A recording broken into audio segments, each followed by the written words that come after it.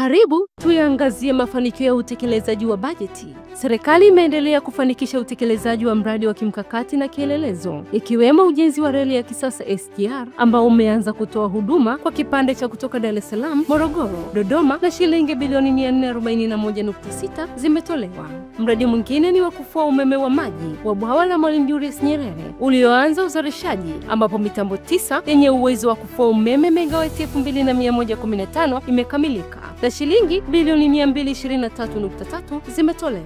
Miradi mingine ni ya usafirishaji na usambazaji umeme kwa shilingi trilioni 1.12, ambapo serikali imefanikisha kusambaza umeme katika vijiji vyote 12,318 Tanzania bara. Ujenzi wa daraja la Kigongo Busisi zimetolewa shilingi bilioni 84.6. Uendelezaji wa mji wa serikali Mtumba zimetolewa shilingi bilioni 237.4.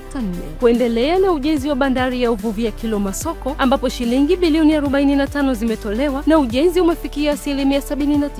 Shirika la ndege la Tanzania limeendelea kuboreshwa ambapo shilingi bilioni 355 zimetolewa kwa ajili ya ununuzi wa ndege mbili. Haya ni mafanikio yaliyopatikana katika utekelezaji wa bajeti katika kipindi cha Julai 2024 hadi Januari 2025.